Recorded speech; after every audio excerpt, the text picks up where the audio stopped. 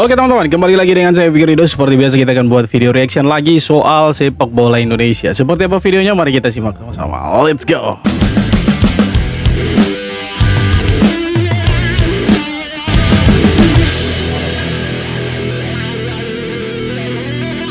Turnamen Piala AFF U19 2026 akan berlangsung di Sumatera Utara dari tanggal 1 sampai 13 Juni, diikuti 11 negara yang dibagi dalam 3 klub. Oke. Timnas Indonesia U19 berada di grup A bersama Myanmar, Vietnam, dan Timor Leste.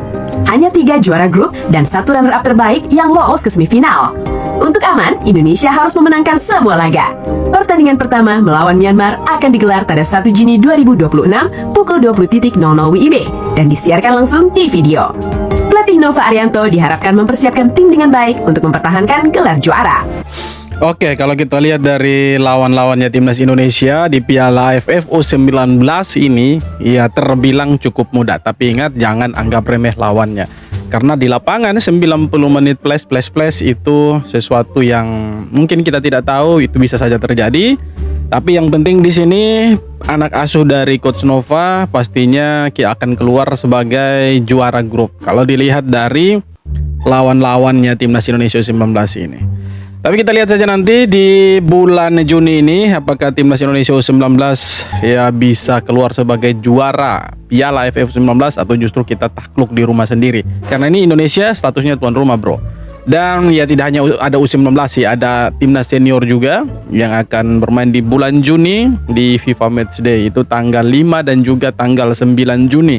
Nanti lawan Oman dan lawan Mozambik. Jadi di bulan depan, bulan Juni, kita full nonton timnas, bro.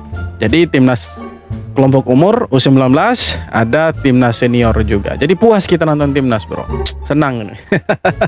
Siapkan mental, siapkan kesehatan kalian, jangan terlalu banyak begadang untuk nonton timnas kesayangan kita, oke? Piala AFF 2026 segera dimulai dan timnas Indonesia tergabung di grup A bersama Vietnam, Singapura, Kamboja, serta pemenang playoff Brunei atau Timor Leste. Namun, ada satu lawan yang wajib diwaspadai skuad Garuda. Singapura, di bawah pelatih Gavin Lee, The Lions sedang bangkit dan bertransformasi menjadi tim yang lebih kuat. Bahkan, mereka sukses lolos ke putaran final Piala Asia 2027. Piala AFF 2026 pun akan jadi ajang pembuktian kekuatan baru Singapura di Asia Tenggara. Mampukah timnas Indonesia mengatasi ancaman The Lions dan melaju jauh di turnamen nanti? Oke, tidak di AFF, tidak di Piala Asia, lawannya Indonesia terbilang cukup berat. Ya, tapi fokusnya kita kan sekarang beralih ke Piala Asia. Tidak terlalu fokus lagi di Piala AFF. Kenapa? Karena timnas Indonesia bahkan supporternya menganggap Piala AFF adalah Piala Ciki. Cuma kalau sudah terjun ke situ ya harus fight gitu. Kita akan ketemu Vietnam, Singapura, Kamboja, Timor Leste atau Brunei. Ya, siapa yang menang di antara mereka berdua akan ketemu lawannya itu Indonesia. Tapi saya bisa prediksi Indonesia akan ketemu Timor Leste nantinya. Brunei udah pasti kalah lah. Yakin saya. Itu pasti Timor Leste lolos. Nah, lawan-lawannya ini cukup berat. Kamboja itu kabarnya kasih turun 9 pemain naturalisasi di Piala AFF. Artinya apa? Artinya Kamboja sangat-sangat serius melihat Piala AFF ini. Berbanding terbalik dengan Indonesia. Indonesia sebenarnya tidak melihat AFF sebagai tujuan. Nah, kelihatan sih sebenarnya dari skuad yang dibawa sama John Hartman. Itu full pemain-pemain lokal. Ya kenapa sih tidak bawa pemain-pemain kita yang bermain di Eropa? Tidak bisa. Karena apa? Karena Piala AFF nanti itu di luar kalender FIFA. Kalian semua sudah pada tahu lah. Dan pemain-pemain kita yang bermain di Eropa tidak mungkin gabung dan pasti tidak akan dilepas sama klub. Nah, jadi pemain-pemain Indonesia yang di bawah itu full dari Liga 1. Ya tidak hanya pemain lokal, itu kolaborasi dengan pemain-pemain yang sudah dinaturalisasi atau pemain keturunan kita. Lawannya nanti Vietnam, bukan kaleng-kaleng. Vietnam ini juara bertahan. Kita akan lawan Kamboja yang sekarang lagi bagus-bagusnya juga dengan 9 pemain naturalisasi. Ketiga ada Singapura. Singapura kemarin lolos ke putaran final Piala Asia tahun depan 2027. Jadi kalau mau dilihat memang lawannya cukup berat, tapi ya harus fight gitu. Di Piala Asia juga sama, lawannya berat dan ya entahlah, mungkin ini ujian untuk Indonesia supaya lebih kuat. Biasanya kalau mau bangkit itu ada saja ujiannya, pasti ujiannya itu berat gitu. Gua punya pemain yang pernah main di Liga Champion. Lu punya nggak? Lu punya. Sejak kapan lu punya pemain yang main di Liga Champion? Lah emang punya kok. Jangan bercanda deh. Nggak percaya banget lu. Siapa emangnya? Lah itu si Dion Kun. Dion Cole itu main di UCL, belum jadi orang Malaysia, itu masih Belgia kalau tidak salah. Dia itu belum orang Malaysia, belum dinaturalisasi. Dia main di Liga Champion itu sebelum dia naturalisasi sama lu. Nah, benar. Lu juga ada kalau itu, bro. Siapa? Lah itu si Kevin Dix. Nah, iya, Bahkan betul. dia masuk 16 besar setelah nyingkilin MU sama Galatasaray. Kalau emang ada yang sekarang masih aktif lah. Emang lu ada? Ya ada dong. Siapa? Sebelum gua kasih tahu ya, gua mau nyampein ke lu kalau kini Ragnarok The New World sudah membuka pre-order di 3 platform dan wishlist global di Steam telah dibuka. Yuk rasakan nuansa romance dan kehangatan Ragnarok dengan mengklik link di bawah untuk pre-order ya. Terus siapa jadinya? Oh iya, si Calvin Verdong. Dia bareng klubnya lolos ke Liga Champion musim depan. Ini seperti parodi teman-teman antara Indonesia dan Malaysia yang saling klaim bahwa pemainnya itu pernah main di Liga Champions. Oke, mungkin ada pemain naturalisasinya Malaysia yang pernah main Liga Champions. Waktu itu nama timnya apa ya? Nama klubnya, Klub Brugge waktu itu. Si Dion Cole yang main di sana, dan iya dia pernah main Liga Champions tapi belum jadi orang Malaysia, belum dinaturalisasi. Kalau seperti itu benar, kita juga punya Kevin Dix. Cuma sekarang yang statusnya itu pemain Asia Tenggara. Ya, kalau Asia Tenggara ada sih, dari Thailand ada ya, dari Thailand ada, dari Indonesia juga ada. Cuma Calvin Verdong yang Indonesia punya, dia ini satu-satunya orang Indonesia yang akan bermain di Liga Champions. Kalau dulu kita hanya lihat ya orang Korea, orang Jepang, Uzbekistan, Iran, sekarang ada Indonesia. Jadi keren lah. Nah, tetangga-tetangga yang lain itu seperti Malaysia, kemudian ya negara-negara lain pada iri lah. Oh bisa Indonesia punya pemain seperti itu gitu kan, bisa main di Liga Champions. Ya bisa lah, dia hebat, dia dipercaya, dapat kesempatan main, dia hajar. Keren kan timnas Indonesia kita. Keren lah punya pemain yang bermain di Liga Champions. Dan itu artinya pemain-pemain belakang kita sekarang mewah-mewah. Coba kalian bayangkan, dari lini belakang ada Emil Audero dengan Cremonense walaupun degradasi ke Serie B. Ada Martin Paes yang akan bermain di Conference League juga, yaitu kompetisi Eropa tier 3 lah ya. Kemudian Calvin Verdong bermainnya di Liga Champions ya. Ada Kevin Dix, ada Jay Itzes, ada Elkan Bagot. Oh ngeri kita punya belakang nih. Jadi lawan Oman, lawan Mozambik, ya mustahil sih kita kalah. Kalau bukan menang ya imbang itu. Yakin sekali bro. Media Vietnam bilang pemain naturalisasi Indonesia nggak lebih hebat dari pemain Vietnam. Setuju nggak nih? Media Vietnam menyoroti skuad Indonesia jelang AFF 2026 yang hanya diperkuat satu pemain uprooted, Marcelino Ferdinand. Mereka menilai tanpa pemain Eropa top, kekuatan Garuda menurun dan tak sekuat Vietnam. Serta naturalisasi seperti Tom Hay, Mark Locke, Sen Patinama, hingga Jens Riven yang bermain di liga lokal disebut tak jauh beda levelnya dengan pemain Vietnam. Ya mereka ini media Vietnam tidak ada henti-hentinya saywar dengan Indonesia. Mereka sebenarnya takutlah dengan Indonesia. Kenapa? Karena mereka pernah punya catatan sejarah itu kalah 3 kali beruntun dari timnas Indonesia, bahkan itu di ajang bergengsi. Kalian juga semua sudah pada tahu. Nah jadi wajar kalau mereka itu selalu saywar dengan pemain-pemain Indonesia ke timnas Indonesia lah. Mereka bilang tidak seimbang lah dengan pemainnya mereka. Ya pemainnya mereka, kita punya pemain tidak ada apa-apanya dengan mereka punya. Sebenarnya pemain-pemain kita yang ada di Liga Indonesia, pemain naturalisasinya kita, itu mereka pernah bermain di Eropa. Jadi secara kualitas sebenarnya ya tidak bisa diremehkan juga. Tapi nanti kita lihatlah di lapangan pemain-pemainnya Vietnam bisa apa ketika ketemu dengan timnas Indonesia. Karena sekarang ya timnas Indonesia pakai juga pemain-pemain Eropa bro, bukan berarti tidak pakai. Ya benar, cuma satu yang abroad itu Marcelino.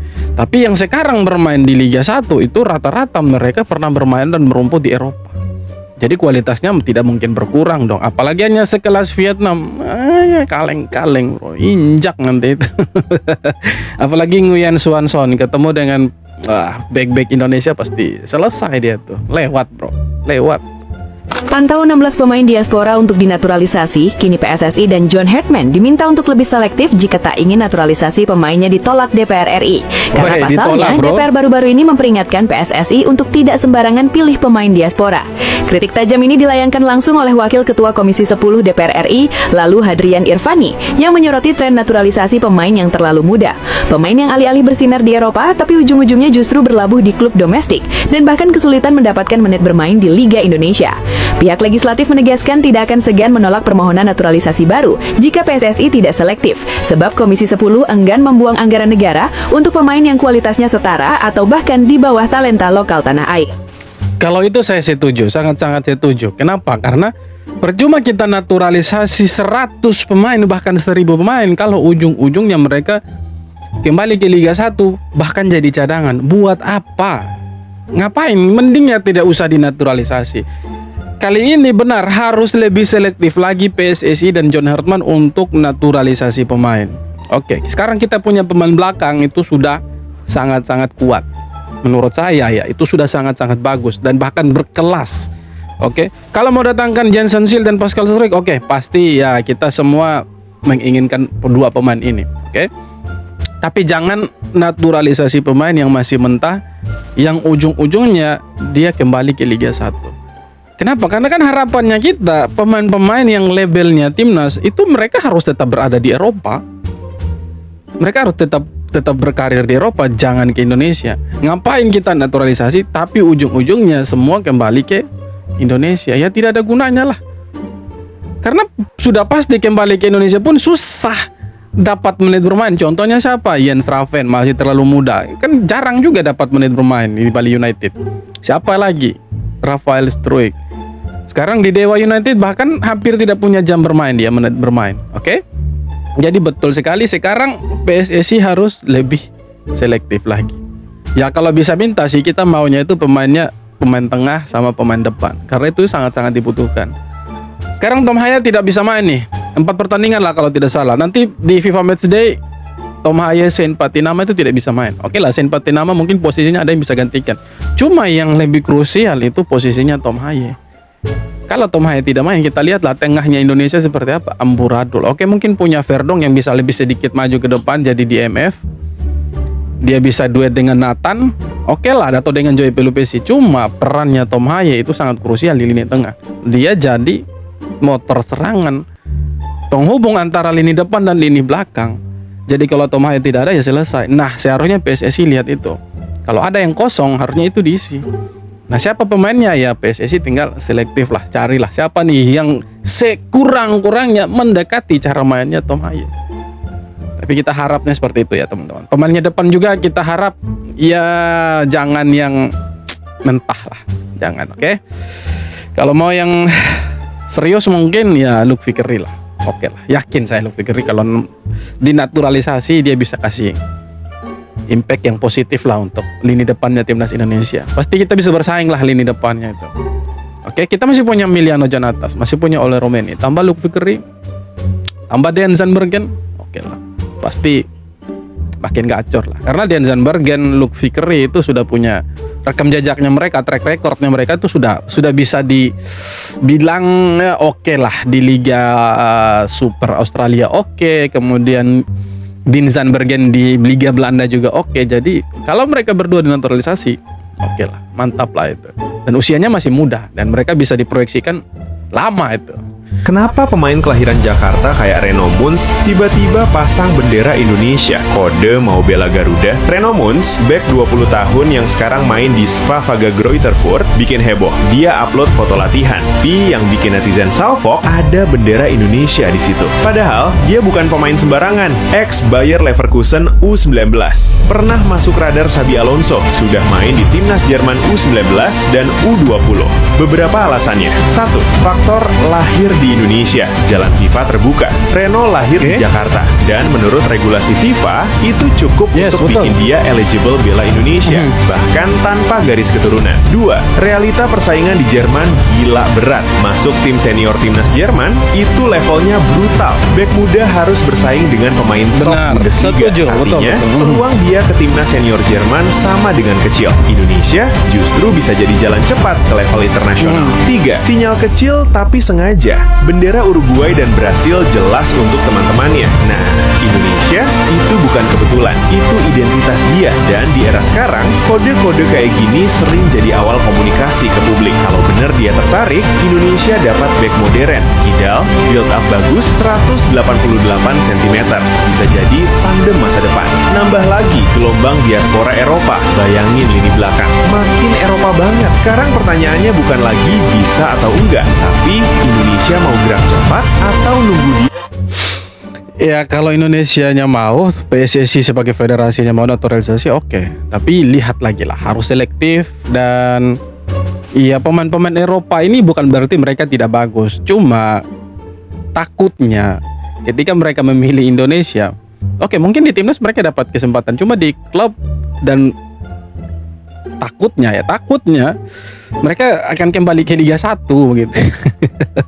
Kualitas Liga 1 itu aduh itu ya udahlah, kalian tahulah kualitasnya seperti apa. Di bawahnya Kamboja peringkatnya itu, bro. Ya itu yang kita takutkan. Ketika naturalisasi, baliknya ke Indonesia. Baliknya ujung-ujungnya ke Indonesia. Tidak mau lah seperti itu. Karena kita mau pemain-pemain yang dinaturalisasi itu tetap berada di Eropa. Dan posisinya lagi back, bro. Kita punya pemain yang posisinya back itu banyak. Oke, mungkin kalau mau dinaturalisasi untuk regenerasi ya kan, boleh lah. Tapi kalau hanya untuk mau sekedar naturalisasi kemudian besok-besoknya tidak dipanggil, kan percuma. Kita punya pemain belakang banyak. Dean James masih ada, kemarin juga tidak dipanggil karena cedera. Masih banyak lah pemain-pemain yang kita posisinya lini belakang. Belum lagi Jan Sandesil, belum lagi Pascal Struijk, belum lagi yang lain-lain yang namanya mungkin masih dalam draftnya tim scouting PSSI. Jadi banyak lah ini pemain belakangnya kita. Ya sarannya jangan dulu lah pemain belakang. Harusnya urgennya itu depan sama tengah sih. Semoga ya PSSI dengar lah kita punya keluhan ya sebagai supporter. Oke teman-teman, jadi itu dia beberapa video tanggapan komentar dari netizen soal sepak bola Indonesia. Dan dukung terus timnas Indonesia. Bulan Juni akan full Timnas Day. Kita akan nonton timnas sepos-posnya. Tetap dukung timnas. Dan jangan lupa subscribe. Terima kasih banyak.